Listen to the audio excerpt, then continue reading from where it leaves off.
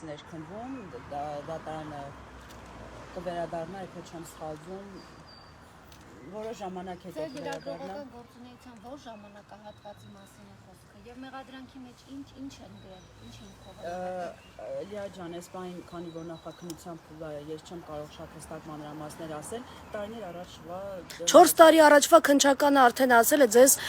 մեղադրում են զանգվածային անկարգությունները կազմակերպելուն, օժանդակելու մեջ, այս առումով ինչ կարող եք ասել։ Փաստորեն ստացվում է, եթե դուք այդ իրադարձությունը լուսաբանում եք, ցույց եք տալիս, թե ինչպես են ողջունում Նիկոլ Փաշինյանին, դուք դրան օժանդակում եք։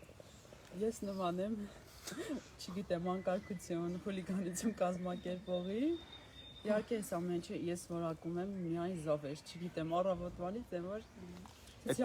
Մի տեսակ արագ ստացվեց, երբ է առաջադրվել, ոնց իմացաք, այսինքն մենք բոլորս չգիտենք, որ ինչ-որ գործ կա, որով դուք անցնում եք։ Ես էլ եմ իհարկե վերջերս իմացել այս ամեն ինչի մասին, այն որ լրագրողները թիրախում են Անի ջան, դուք եւս շատ եք եղել Սյունիքում, եղել եք Իրանցում, ձեզ նույնպես քաշքշել են Լիա ջան, դուք եւս, այսինքն այս ամեն ինչը մեզ համար նորություն չի, այս իշխանությունների օրոք այս ամեն ինչը մեզ համար նորություն չի, եւ հույս ունենանք, որ չգիտեմ, թող ինձանով սահմանափակվի, թող լրագրողները իսկապես ազատ աշխատանք ունենան, ինչի մասին մենք այս վերջին շրջանում շատ խոսում ենք։ Իր վերջին հարցազրույցում Ալեն Սիմոնյանը հիշել էր այդ օրը եւ ասել էր ընդդիմադիր լրագրողներից մեկը Փաշինյանը ձեզ փորձել է օգնել, ինչ որ ոտք եք վնասել եւ այլն։ Ձեր անունը իհարկե չի տրվել, բայց այդտեղ քանի որ դուք եք եղել, դրա համար եմ ասում։ Ալեն Սիմոնյանը հենց ձեզ էր հիշում։ Եթե նկատի ուներ այն հայտնի դեպքը, երբ ես փորձում էի Զանգեզուրի միջանցքի հետ կապված հարցեր բարձրաձայնել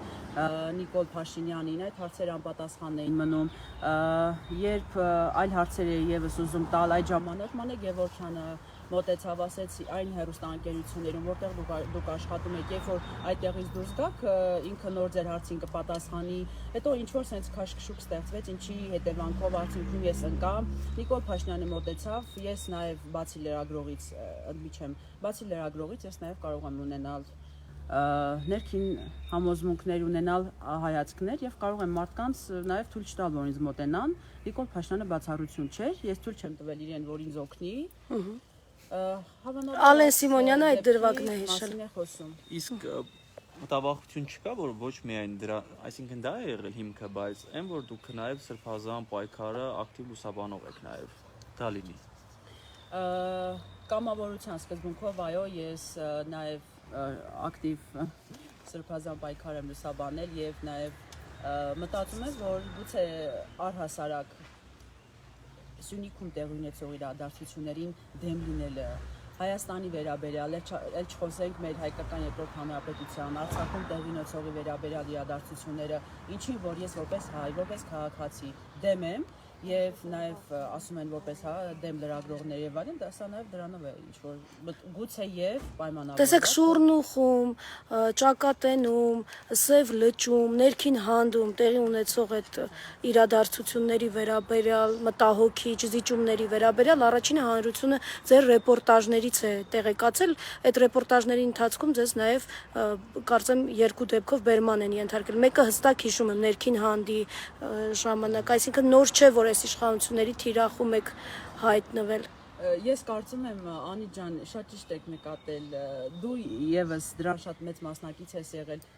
Ես ուղղակի մի հարց ունեմ, օրինակ, ես իհարկե ոչ մեկին չեմ ուզում թիրախավորել, բայց դեպքեր եղան, երբ մենք տարբեր մեր իշխանական լրատվականներից օրինակ տեսանք, որ գալիս են եւ ասում են օրինակ Կապան Ճակատենը անվտանգ է եւ այլն եւ հաջորդ օրը մենք անմիջապես գնում ենք հանձնում ենք լուսաբանում։ Ուզում հասկանամ ինչն է խնդիրը, որ այն մարդիկ ովքեր ռոպագանդա են անում, որ ամեն ինչ մենակ չի հանձնվելու, այդ օրինակ սուտ լուր տարածելու համար այդ մարդիկ, չգիտեմ, օրինակ չեն կանչվում, վկա չեն իր միջոցի կամ մեղադրակ չի առաջադրվում։ Լուսաբանել եմ առաջինը եւ որքան առողջություն ես, որքան կամքս, որքան էմոցիոնալ դաշտս թույլ է տալիս, ես փորձելու եմ լուսաբանել եւ լինել այնտեղ, որտեղ անհրաժեշտություն է ուղղակի լինելը, որովհետեւ սա պատմություն է, վատ իմաստով է պատմություն։ Եվ Ընդմիջում է հայտարարված։ Այո, այսօր հավանաբար հրապարակի խփամամիջոցի Փակտ է կարծում եմ փակ։ Իսկ դուք ինչ եք կարծում, կալանքի կտանեք, թե Չէ, Վարչական կալանքի վարչական հսկողություն, որը իրանից սահմանափակումներ է ենթադրում, տանից դուրս չգա, ժամերի հստակ, քանի որ նախաքննությամբ ես տերմինների մի փոքր խուսափում եմ տալ,